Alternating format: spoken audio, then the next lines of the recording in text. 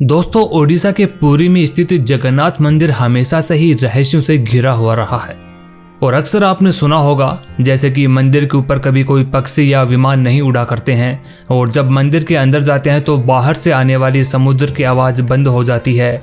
वहीं मंदिर के ऊपर लगा हुआ झंडा हवा की विपरीत दिशा में लहराता है।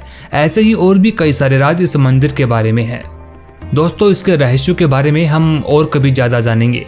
आज हम ये जानने वाले हैं कि जगन्नाथ मंदिर ने कलयुग के अंत के बारे में ऐसे कौन कौन से संकेत दिए हैं जो लोगों के मुताबिक सच्चे साबित हो रहे हैं। जगन्नाथ मंदिर कलयुग के अंत के बारे में जो भी इशारे देते हैं वो सारी बातें आज से लगभग 600 साल पहले ओडिशा के संत कवि श्री अच्युतानंद दास जी के लिखे गए भविष्य मालिका नाम के ग्रंथ में देखे जा सकते हैं और वो तमाम बातें सच भी साबित हो रही हैं। दोस्तों, 16वीं सदी में ओडिशा में 5 महान संत हुए थे।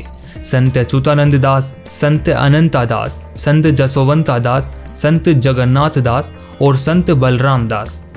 इन समकालीन संतों को पंच सखा के नाम से जाना गया था।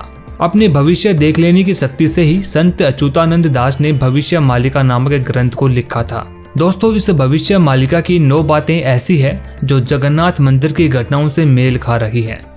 इन 9 घटनाओं से लोगों का मानना है कि ऐसा प्रतीत होता है कि ये 9 घटनाएं अब कलयुग के अंत के इशारे दे रही हैं। जगन्नाथ शब्द का अर्थ जगत के स्वामी होता है।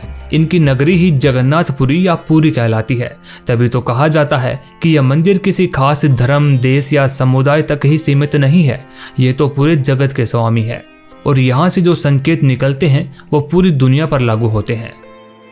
हिंदू धर्म के हिसाब से 4 धाम बद्रीनाथ, द्वारिका, रामेश्वरम और पुरी हैं। मान्यता है कि भगवान विष्णु जब चारों धाम पर बसे तो सबसे पहले बद्रीनाथ गए और वहां पर स्नान किया। इसके बाद वो गुजरात के द्वारिका गए और वहां पर अपने कपड़े बदले। द्वारिका के बाद ओडिशा के पुरी में उन्होंने भोजन ग्रहण किया और अंत में तमिलनाडु के रामेश्वरम में विश्राम किया और पुरी में ही भगवान श्री जगन्नाथ का मंदिर है। माना जाता है कि संसार में जो भी आगे आने वाली विपदाएं या घटनाएं होती हैं उनके बारे में जगन्नाथपुरी मंदिर पहले से ही इशारे करने लगता है।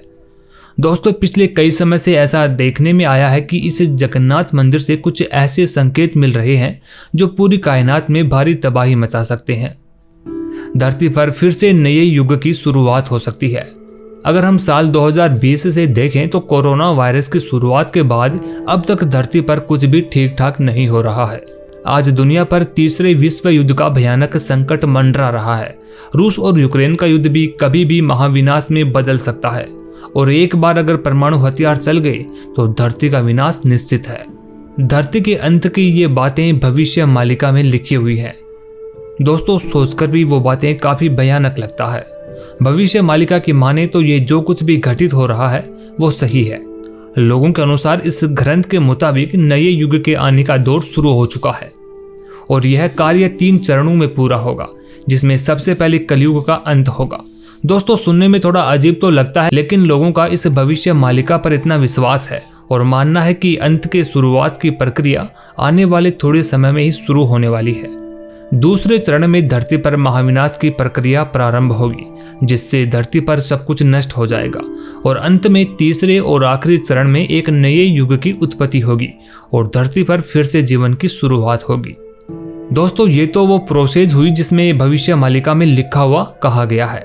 अब उन संकेतों को भी जानते हैं जिसमें कहा गया है कि इस प्रोसेस के शुरू होने से पहले हमें पुरी के श्री मंदिर क्षेत्र या भगवान जगन्नाथ मंदिर से कुछ संकेत मिलने शुरू हो जाएंगे। लोगों का मानना है कि अब तक 9 संकेत देखने को मिल चुके हैं जो पूरी तरह से सच साबित हो रहे हैं। तो चलिए उन संकेतों को जानते हैं। नंबर 1, इसके अनुसार जगन्नाथ मंदिर का अपमान होगा, मंदिर में अव्यवस्था फैलेगी और कई पुरानी परंपराएं टूट जाएगी। दोस्तों, इस भविष्यवाणी को 2015 में हुई एक महत्वपूर्ण कार्य में घटी घटना से जोड़कर देखा जाता है। दरअसल मंदिर में नव कलेवर नाम की एक महत्वपूर्ण परंपरा होती है। नव कलेवर का अर्थ है नया शरीर। इसमें जगन्नाथ मंदिर में रखे भगवान जगन्नाथ, बालभद्र, सुभद्रा और सुदर्शन की पुरानी मूर्ति को नई मूर्ति में बदला जाता है और इसका आयोजन केवल तभी ही किया जाता है जब हिंदू कैलेंडर के अनुसार एक ही वर्ष में आषाढ़ के 2 महीने होते हैं और यह संयोग 12 अथवा 19 वर्षों में केवल एक बार ही मिलता है। और जिस वक्त ये मूर्तियां बदली जाती है उस वक्त पूरे शहर में बिजली काट दी जाती है। मंदिर के आसपास पूरी तरह अंधेरा कर दिया जाता है और मंदिर के बाहर सुरक्षा बल तैनात कर दिया जाता है। मंदिर में किसी की भी एंट्री पर पाबंदी होती है और सिर्फ उसी पुजारी को मंदिर के अंदर जाने की इजाजत होती है जिन्हें मूर्तियां बदलनी होती हैं। दोस्तों, अंतिम बार यह संयोग 18 जुलाई 2015 को हुआ था और पहली बार ही इस परंपरा में काफी विवाद हुआ था। दरअसल उन नई मूर्तियों को बनाने के लिए नीम के पेड़ की लकड़ियों की जरूरत पड़ती है। अब कौन से नीम के पेड़ से लकड़ी काटी जाएगी, इसका सपना मंदिर के मुख्य पुजारी को आता है, लेकिन पेड़ की खबर पहले ही मीडिया में वायरल हो गई थी। दूसरा नियम यह है कि पेड़ काटे जाने के 2 दिन पहले से पंडित अन्न ग्रहण करना बंद कर देते हैं, लेकिन कई मीडिया रिपोर्ट्स में यह आ रहा था कि कुछ पंडितों ने इस नियम का पालन नहीं किया, यानी ये परंपरा टूट गई।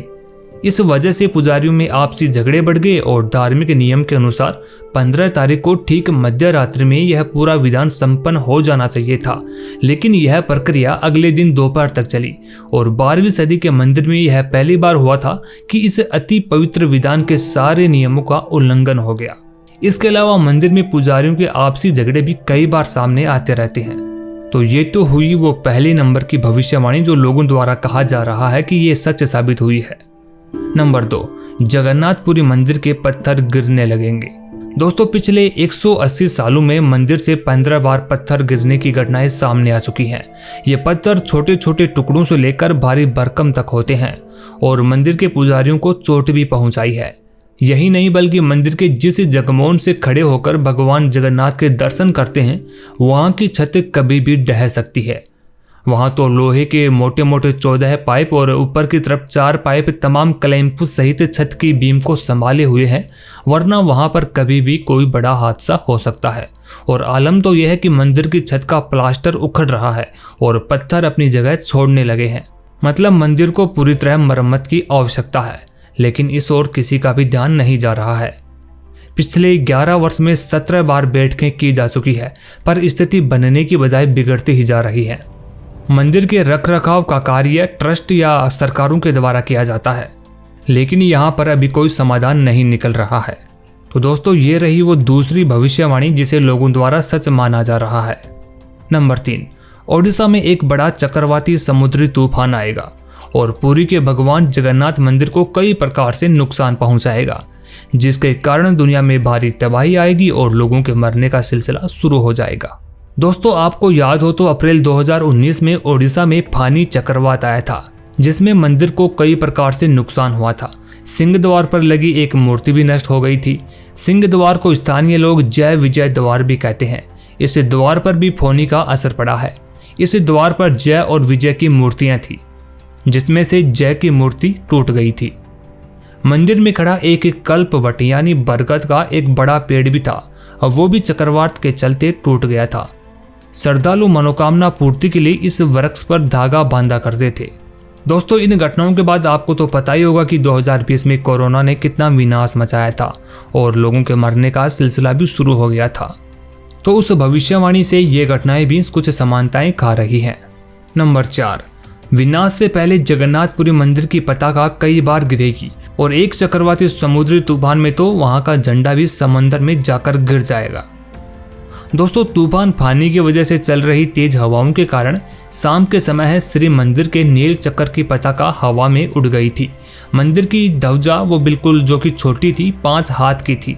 महाप्रभु के भक्त इसे अशुभ संकेत के तौर पर देख रहे थे। हालांकि श्री मंदिर के कुछ सेवकों ने कहा कि पताका उड़ना कोई नई बात नहीं है, तेज हवा चलने से पताका उड़ जाती है, इसे अशुभ के तौर पर नहीं लिया जाना चाहिए। लेकिन देखा जाए तो इसके बाद ही कोरोना महामारी ने दुनिया में खूब प्रलय मचाया था। नंबर 5, जगन्नाथपुरी मंदिर के शिखर पर नील चक्र या सुदर्शन चक्र किसी तूफान से टेढ़ा हो जाएगा। दोस्तों, मंदिर के शिखर पर लगे चक्र को सुदर्शन चक्र कहा जाता है। मान्यता है कि आप इस पवित्र चक्र को जब किसी भी कोने से खड़े होकर देखते हैं तो आपको यह अपनी तरफ ही घूमा हुआ प्रतीत होता है। यह नील चक्र अष्ट धातुओं से बना हुआ है, जिसको बहुत ही पवित्र माना जाता है। यह चक्र लगभग 20 फीट ऊंचा है और इसका वजन 1 टन है। जब 2019 में फानी तूफान आया था तब यह थोड़ा टेढ़ा हो गया था और लोगों द्वारा इस भविष्यवाणी को सही माना गया था। नंबर 6, मंदिर के शिखर पर लगे झंडे में आग लग जाएगी। दोस्तों, जब देश में पहला कोरोना का लॉकडाउन लगा था, उससे पहले ही 21 मार्च 2020 को भगवान जगन्नाथ मंदिर के ध्वज में आग लग गई थी। बताया जाता है कि नीचे की पताका मानसिक बाना में आग लगी थी। यह आग उस वक्त लगी जब वहां पर एक भव्य दीपक रखा जा रहा था। दरअसल पापनाशक एकादशी को मंदिर के गुंबद के ऊपर एक बड़ा दीपक जलाया जाता है।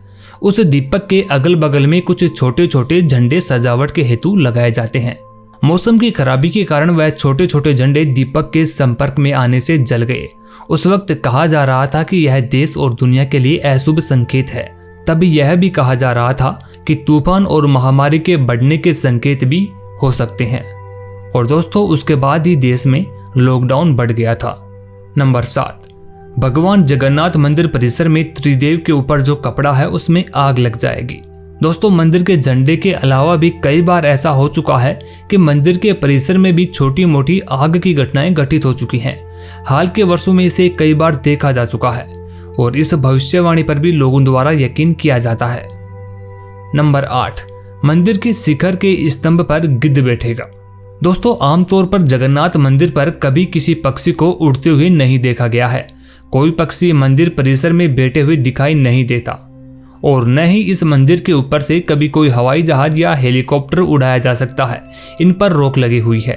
लेकिन हाल ही के वर्षों में ये कई बार देखा जा चुका है कि परिसर में भी पक्षी आकर बैठते हैं और मंदिर के शिखर के झंडे पर भी कई बार पक्षियों को बैठा हुआ देखा गया है। जुलाई 2020 और दिसंबर 2021 में कई गिद्ध, चील और बाज बैठे हुए नजर आए थे। नील चक्कर पर भी मरघट पक्षी बैठ चुके हैं। इस संकेत को लोगों द्वारा भारी अशुभ माना जा रहा है। नंबर 9, मंदिर परिसर में बार बार रक्तपात देखा जाएगा। इसका मतलब खून गिरेगा। दोस्तों, मंदिर परिसर में एक बार नहीं बल्कि अनेकों बार खून के धब्बे देखे जा चुके हैं। दर्शन करने वाले लोगों को ये धब्बे नजर आ चुके हैं। हालांकि इनके मिलते ही मंदिर के द्वारा शुद्धिकरण की प्रक्रिया के तहत अनुष्ठान किया जाता है, लेकिन मंदिर में मानव रक्त के धब्बे को एक बुरा अशगुन माना जाता है। दोस्तों, ये तो थी वो भविष्यवाणियां जिनको जगन्नाथ मंदिर के साथ जोड़कर देखा जाता है। हालांकि अगर हम भविष्यवाणी को देखें तो इन पर विश्वास करने वाले लोगों का अलग अलग तर्क है। लेकिन जो भी घटना घटी है उसका अपना एक वैज्ञानिक कारण भी है।